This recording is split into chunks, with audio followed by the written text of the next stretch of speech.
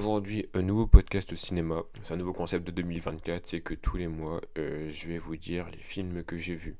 Je vais peut-être pas vous en parler de tous les films, parce qu'il y a des films que je trouve pas nécessaire de parler. Puis surtout, je vais parler des films que j'ai découverts ou redécouverts après un certain temps. Par exemple, ce mois-ci, je vais parler de films que j'ai vus quand j'étais en cinquième, en première, et des films que je viens juste de découvrir. Par exemple, j'ai vu un film que j'étais en cinquième, je l'ai vu, mais je me souvenais plus très bien du film. Ou encore, quand j'ai vu un film en première, vu que je l'avais pas regardé en entier, bah je peux en parler, et surtout j'ai un nouveau point de vue, que je suis différent de moi quand j'étais plus jeune, je peux vous mentir. Je vais vous dire la liste des films que j'ai vus ce mois-ci. J'ai vu Cyrano, Le Challenge, Never Say Never Again, Le Sentier de la Gloire, Legally Blonde, Full Metal Jacket et Une Semaine Ordinaire. Donc on va commencer avec Cyrano de Bergerac. Ce film pour moi c'est une masterclass. Voilà, je vais pas vous spoil mais il est minimum dans le top 5 des films que j'ai vus dans ma vie.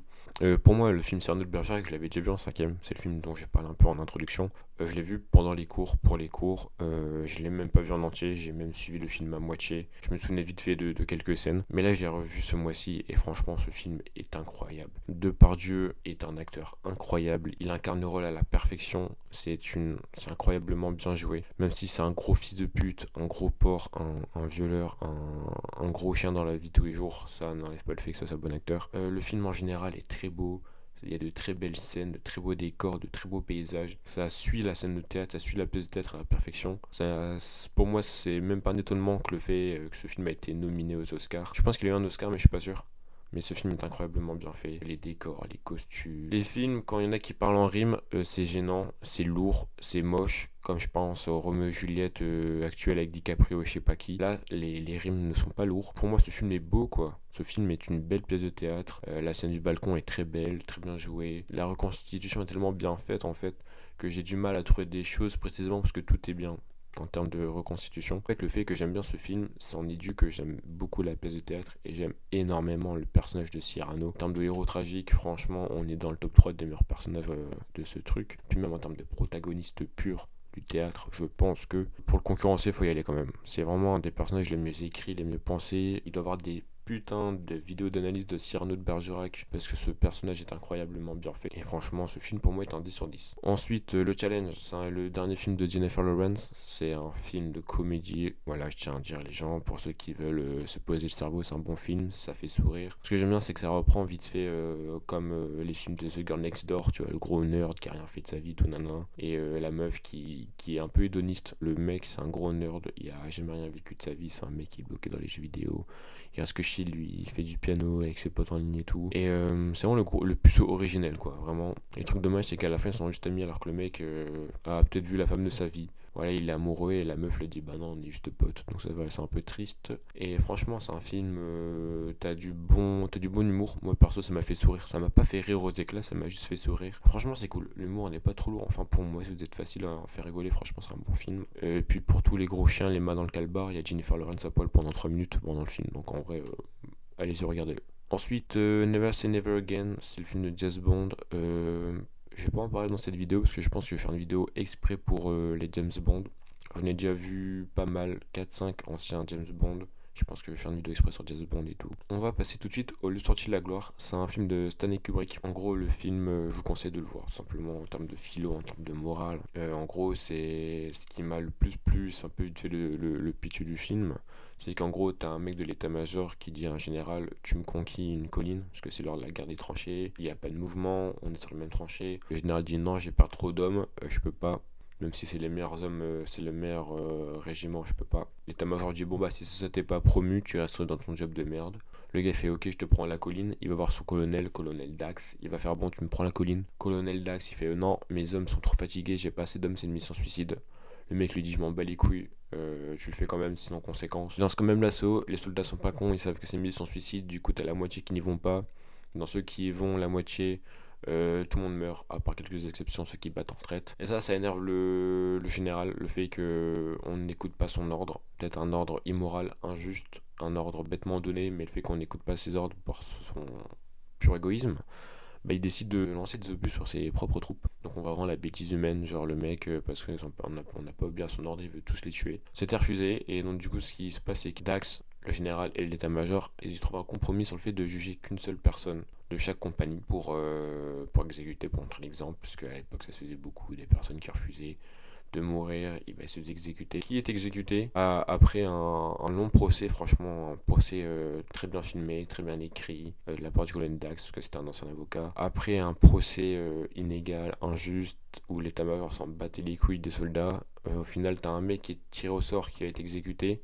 Alors que c'est un mec qui est plus loin dans les tranchées, dans la guerre. Ensuite, on a un que je pense parce que c'est un étranger ou c'est un autiste, je sais plus, mais en tout cas, c'est une discrimination qui a été faite. Je crois parce que c'est un étranger. Et ensuite, le dernier, c'est parce qu'en fait, il y a un conflit d'intérêt avec le supérieur, parce qu'il a vu son supérieur tuer quelqu'un par pur sentiment personnel. Voilà, c'était purement personnel, il a quand même tué quelqu'un. Et donc, du coup, le supérieur, pour pas se faire baiser, il a décidé de l'envoyer se faire exécuter. Au final, ils meurent tous. Mais ce qui est beau aussi, c'est que tu as une position envers la mort quand tu es menacé et quand tu sais que tu vas mourir. T'en as un, il faisait le dur, c'est bon, on va s'en sortir. Au final, c'est le mec qui chiale, qui remet tout sur Dieu et tout, etc., qui accepte pas. Ensuite, on a un qui est en mode ah, c'est bon, on va mourir, nique sa mère. Au final, il devient alcoolique. Donc, en fait, il passe d'être réaliste à être dans le déni. Il est là, il est mort inconscient parce qu'il s'est fait assommer parce qu'il a tué le prêtre sous alcool. Maintenant, on a un qui, en fait, c'est le mec le plus rationnel. Le mec, on dit devant la mort, faut rester un homme, tu vois. Il est pas défaitiste. Il y a des moments comme tout le monde. À un moment, il était grave triste parce qu'il a pu voir son enfant et sa femme, parce qu'il est mort d'une injustice. Mais il va quand même se comporter comme un homme. Il va refuser le bandeau pour se faire exécuter. Il va regarder droit dans les yeux son supérieur. Il marche droit. Bref, il montre vraiment que faut faire face à la mort. En fait, c'est beau aussi parce que tu as tout ce côté qu'est-ce se faire devant la mort, la question de la morale, de l'ordre, est-ce qu'il faut respecter un ordre même s'il est donné, même s'il est immoral, parce que c'est justement un ordre hiérarchique d'un supérieur. Est-ce qu'on peut contester les ordres d'en haut même si on sait qu'ils sont mauvais? Donc ça c'est bien pour la philo, etc. Pour une petite introduction, puis même pour vous, votre réflexion personnelle. Et puis surtout la fin est aussi très belle avec le chant de l'allemand et avec Kirk Douglas aussi, parce que Kirk Douglas, vu qu'il a dénoncé le général, parce que le général voulait tuer ses hommes, je le rappelle, il a dénoncé à l'état-major. L'état-major, il a dit ok, bah je le vire, il a des sanctions. Il va suivre un procès, et vu que tu veux sa place, bah je te donne sa place. Le colonel Douglas, il fait bah non chef, moi je suis pas là pour sa place, je suis là juste pour défendre mes soldats. Et il va se rendre compte qu'en fait l'état-major c'est aussi un pourri, tout comme le général, pardon. Que tout simplement l'état-major faisait ça juste pour son nom à la presse et en haut, voilà, il voulait juste remettre une bonne réputation à son nom, quoi, en mode oui, c'est lui qui a gagné les troupes, qui a gagné la colline. Et donc c'est bien que ce film aussi dénonce que les gens se font injustement tuer, que ça soit au front ou en exécution, juste parce que t'as l'état-major qui veut avoir une bonne place, qui veut se faire bien voir, qui veut avoir des bonnes positions, etc. etc. Et que le colonel Dax, vu qu'il a refusé le poste parce qu'il s'en battait les couilles du poste, il est pas là pour se faire bien voir ou pour être situé dans le capital symbolique, bah, il se fait renvoyer au front, parce que l'état-major a un écho surdimensionné. C'est un bon film parce que ça parle de tout ce qui est important dans l'armée, suivre des ordres qu'on ne suit pas moralement, on sait qu'on va en casse-pipe, les positions d'intérêt en haut qui tuent tout le monde qui est en bas, donc bref, c'est vraiment un bon film qui critique la guerre. Ensuite, je vous parle d'un film un peu plus coolos, voilà, un peu plus sympa à regarder, c'est Legally Blonde. Voilà, Legally Blonde, c'est un film des années 2000, très intéressant, parce que déjà tu poses ton cerveau, tu passes un bon moment devant le film.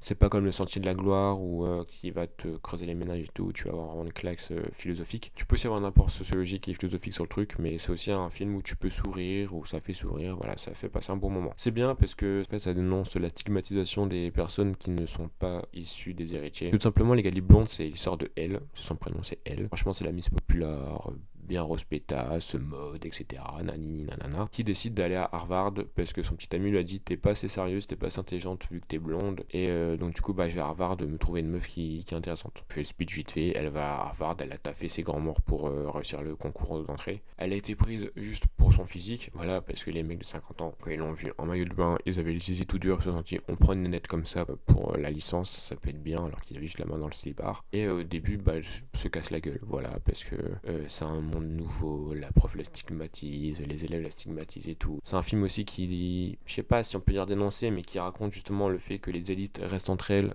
et se moquent de ceux qui ne sont pas comme elle. Elle fait rencontre d'un bon prince charmant, on va très vite savoir qu'en fait c'est son futur amoureux, voilà, son fiancé. Et petit à petit elle va travailler ses grands morts, elle va réussir à avoir une bonne place dans Harvard, avoir des bons top 5, etc., d'être bien dans sa promo. Et voilà, elle a enfin reconnu par sa propre valeur, par son côté intellectuel, elle gagne des procès, etc. Et justement, on se dit c'est bon, on est passé à autre chose. En fait, il y a son maître de stage, son prof, qui croyait en elle depuis le début. En fait, il voulait juste la baiser, quoi, vraiment. Et ça, c'est nul. C'est pas cool parce qu'après ça, elle décide de tout arrêter parce qu'elle se rend compte qu'une fille, c'est vu que pour son physique, on s'en fout de ses notes et tout, etc. Elle est vue que pour son côté physique, côté qu'elle soit belle, côté qu'elle soit blonde, bête et tout. Rien à foutre de son mental, de son intelligence, sa réflexion. Ça lui a cassé les couilles. Elle décide de partir. Comme par hasard, j'ai envie de dire, il y a son prince charmant qui lui a dit non, reste et tout, t'inquiète, je suis un gros connard et tout le monde qui n'est pas comme ça. Fais-moi confiance. Elle réussit quand même à gagner le procès à sa manière, grâce à sa différence, et notamment que le fait grâce à la mode, voilà. Et à chaque fois qu'elle gagne une affaire, c'est grâce à la mode, à ses connaissances et tout.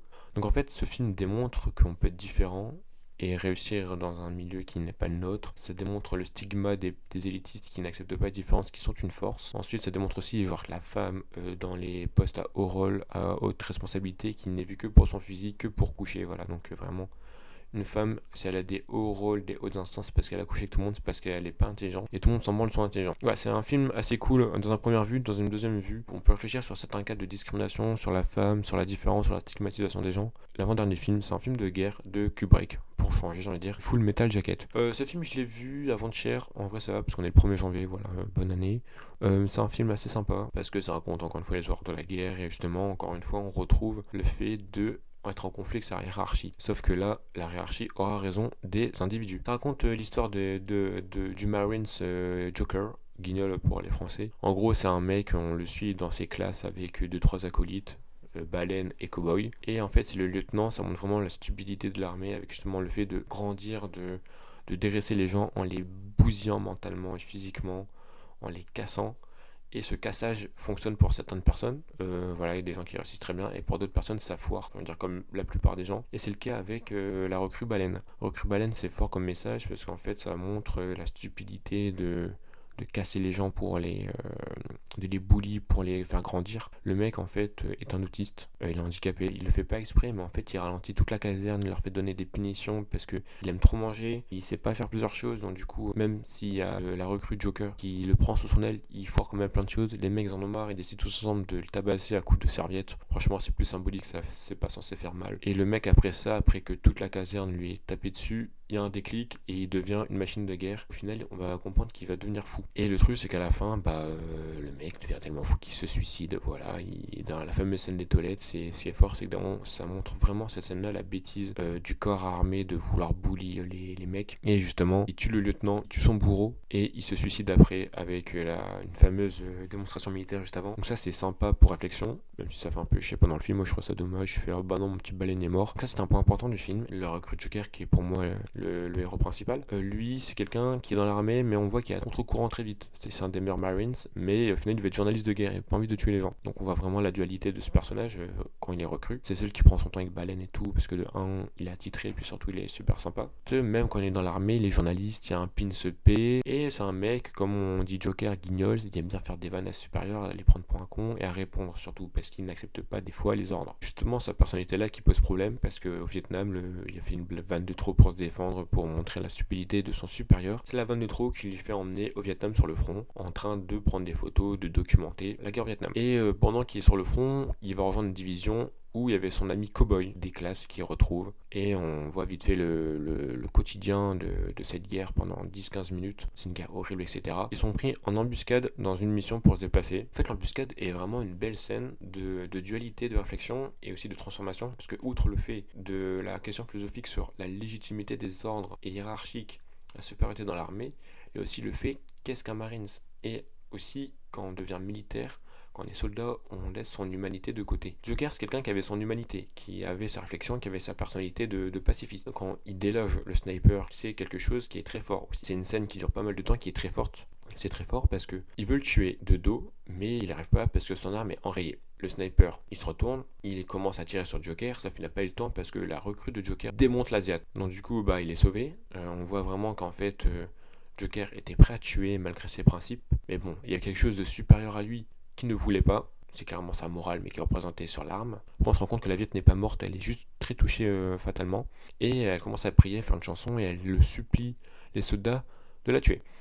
Joker ne veut pas. Il se dit non, c'est pas bien, vas-y, faut pas que je la laisse. Faut pas que je la laisse, faut que je la sauve et tout. Même si c'est pas son choix d'être en guerre, c'est pas son choix. Genre, elle veut juste être libre. Et t'as aussi cette dualité de la liberté et de la guerre qui est pas mal aussi, mais ça c'est vraiment trop long à expliquer. Et en fait, il y a le mec le plus fort de la brigade qui dit non, faut la tuer. Et petit à petit, t'as un combat mental, psychologique de Joker qui est est-ce que je la tue ou est-ce que je la sauve. Il le pointe le flingue et ça dure très longtemps, c'est carrément un zoom sur son crâne, sur son visage. Et en fait, à la fin, il finit par la tuer. En fait, cette scène, ça démontre qu'un Marine déshumanise l'homme et que Joker a perdu toute sa personnalité, toute son humanité au moment de la guerre. Lui qui était contre le fait d'être un marine pur, de tuer purement pour tuer, au final la guerre l'a changé, il est devenu ce qu'il voulait pas. La scène, tout est rouge, il y a du feu, donc vraiment on est à feu et à sang, belle image de la guerre.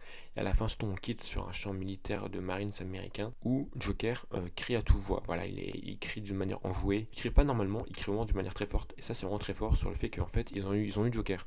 Au final, les Marines et l'armée, ils finissent par tuer tout le monde et à transformer tout le monde. Baleine est devenu fou, il s'est suicidé dû à tout ça. Et Joker, lui, a vu ses propres principes. Au final, il a perdu tous ses principes, il est devenu un vrai marine. Voilà, ça c'était vraiment intéressant, c'est vraiment le point que j'ai plus retenu sur Full Metal Jacket. Et je vais vous parler du dernier film de romance, c'est Une semaine ordinaire, l'amour n'a pas de prix. Ce titre est long parce qu'il y a un sous-titre, ce qui est plus intéressant dans l'histoire, c'est plus l'épilogue. Voilà. En gros, le film, c'est une histoire d'amour qui a duré une semaine, d'un mec qui est narcissique et égocentrique. Voilà, je vous fais simple. L'épilogue, c'est la remise en question du personnage, parce que ce mec a tout perdu, et il va tout retrouver.